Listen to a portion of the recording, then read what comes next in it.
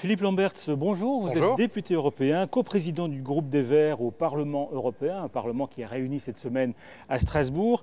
Et vous êtes un grand spécialiste des questions économiques et financières. Ça tombe bien, ce sont des questions qui hantent l'Union européenne. Alors, au bar de l'Europe, je vous ai servi une bière anglaise parce qu'on peut se demander si les Britanniques ne vont pas dicter l'agenda de l'Union européenne au cours des mois qui viennent, avec un David Cameron qui vient d'être réélu, la menace d'un Brexit, une sortie de la Grande-Bretagne de l'Union. La bière, c'est une Black Season.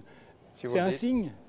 Je ne sais pas si c'est un signe, mais c'est vrai que la réélection assez triomphale de David Cameron ouvre une période d'incertitude pour l'Europe, dans la mesure où il s'est engagé à poser la question à ses concitoyens dedans ou dehors. Alors, c'est peut-être bien de poser ce genre de questions de temps en temps, mais en prenant des engagements, je pense qu'il aura très difficile à tenir parce qu'il a une série de revendications à l'égard de l'Union européenne qui serait le prix du maintien du Royaume-Uni au sein de l'Union européenne, qui, je pense, seront très difficiles à rencontrer pour les autres dirigeants européens. C'est sur la libre circulation des personnes, et en particulier des travailleurs dans l'Union européenne. C'est aussi sur l'obtention d'une sorte d'exception britannique pour la régulation financière, alors qu'on sait que le principal centre financier, c'est la City de Londres. On revient à la libre circulation des travailleurs. Ça, c'est vrai que c'est un principe au sein de l'Union européenne. Ce qui est étrange, c'est que ce ne sont pas les étrangers hors Union européenne qui semblent déranger David Cameron. Ce sont principalement les travailleurs qui viennent des pays de l'Est, les Polonais. Exact. Pourquoi? Parce qu'il estime que ces travailleurs abusent des aides sociales? Oui, c'est principalement l'argument. Alors, ce qui est intéressant, c'est que les quelques études scientifiques dont on dispose aujourd'hui sur l'impact des migrations de travailleurs sur les systèmes de sécurité sociale sont des études qui concluent grosso modo que de temps en temps, ça coûte un petit peu à l'État qui accueille, de temps en temps, ça rapporte un petit peu, mais globalement, les contributions des migrants, y compris de migrants intra-européens, au système de sécurité sociale sont globalement équivalentes à ce qu'ils reçoivent.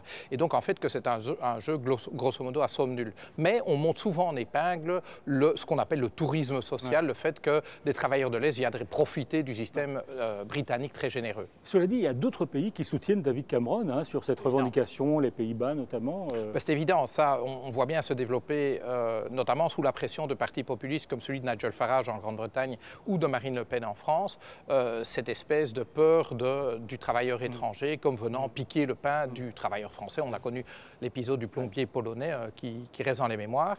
Et donc, fondamentalement, c'est très clair que derrière David Cameron, il y a pas mal de gens qui se cachent.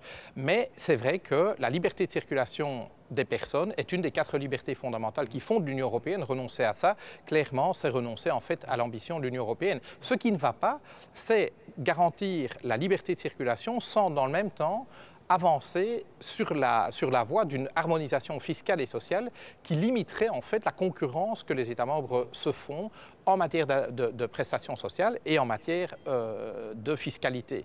Et justement, c'est ça le problème, c'est le fait que lorsque des travailleurs venus d'autres pays à régime de sécurité sociale relativement peu favorable viennent travailler à ces conditions-là dans nos pays, en fait, ils poussent les standards sociaux au nivellement par le bas dans les pays d'accueil. C'est ça qui pose le problème et c'est ça qui fait que beaucoup de nos concitoyens sont révoltés par rapport à ce système. Mais la seule réponse, ce n'est pas ériger des frontières, c'est au contraire harmoniser socialement. Alors c'est George Osborne, le ministre des Finances, qui va être chargé de négocier certains aspects de l'adhésion de la Grande-Bretagne à l'Union européenne. Comment voit-il ces négociations avec le reste de l'Union? On regarde. Nous avons un mandat très clair pour améliorer les relations avec le reste de l'Union européenne et réformer l'Union pour qu'elle crée des emplois et qu'elle améliore la vie de tous les citoyens. Qu'il n'y ait pas de doute, nous organiserons ce référendum sur le maintien du Royaume-Uni dans l'Union européenne après avoir effectué des négociations. Personne ne devrait sous-estimer notre détermination à réussir pour les travailleurs du Royaume-Uni et pour tous les travailleurs de l'Union européenne. Alors, c'est pas formidable ça, Philippe Lamberts? Grâce aux négociations, grâce aux Britanniques, les travailleurs, pas seulement les Britanniques, les travailleurs de l'Union vont être plus heureux? Alors moi je ne sais pas, mais George Osborne est ministre des Finances au Royaume-Uni. Il fait partie, il est le numéro 2 d'un gouvernement qui a instauré le contrat de travail à 0 heure, c'est-à-dire qu'aujourd'hui, des citoyens britanniques, des travailleurs britanniques sont considérés comme non chômeurs lorsqu'ils reçoivent un contrat de travail qui prévoit comme temps minimum de travail 0 heure. Autrement dit, ils sont appelables à la demande par l'entreprise qui les a sollicités et donc ils ne savent pas le vendredi qui précède une semaine, s'ils seront employés et donc payés la semaine suivante. Si ça sont les standards que les Britanniques veulent imposer à l'Europe, je dis non merci. Et d'ailleurs, entendre Osborne, sorti de la classe dominante britannique, parler au nom des travailleurs, ça me fait juste un peu sourire. Je pense que beaucoup de travailleurs britanniques ne se sentent absolument pas défendus par un monsieur comme lui. Alors, un autre point que Cameron veut négocier, c'est la place de la City, la place financière à Londres. Il veut moins de réglementation, comme vous l'avez dit tout à l'heure. Quelle est votre réaction par rapport à ça, en sachant qu'on vous a quand même qualifié de pire ennemi de la City dans un documentaire de la BBC, donc on ne s'attend pas à une réponse objective de votre part? Ah, sapristi. Mais justement, c'est le même George Osborne qui s'est insurgé contre la mesure que j'ai portée avec d'autres de limitation des bonus des banquiers. C'est une des mesures qui a cristallisé l'opposition de l'establishment britannique, de nouveau de l'establishment, pas des citoyens, mais de l'establishment britannique, au fait que l'Europe s'occupe de régulation financière. Le Royaume-Uni doit choisir. Il a aujourd'hui la place financière la plus importante de l'Union européenne.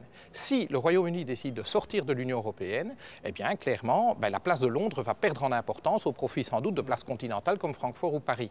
Ça, c'est le défi que doit relever George Osborne. Donc, s'il veut maintenir la City à l'intérieur de l'Union européenne, il ne peut pas demander une exception pour cette City par rapport à toute la régulation financière que nous adoptons. Il doit accepter que si les firmes financières qui sont établies à Londres ont accès à tout le marché européen, eh bien, elles sont soumises aux règles qui s'imposent à tout le marché européen et pas à des règles taillées sur mesure pour leurs intérêts. Alors, petite boule surprise avec une question surprise. Vous en choisissez une, Philippe Lamberts, et vous la lisez à haute voix. Alors, le printemps économique européen, vous y croyez? Alors il faut préciser que cette expression printemps économique, c'est Pierre Moscovici qui l'a utilisée, en disant que le printemps économique était là pour l'Europe. Alors j'ai déjà entendu beaucoup et souvent des hommes et des femmes politiques parler du fait que la reprise est au coin de la rue, que tous les clignotants passent au vert.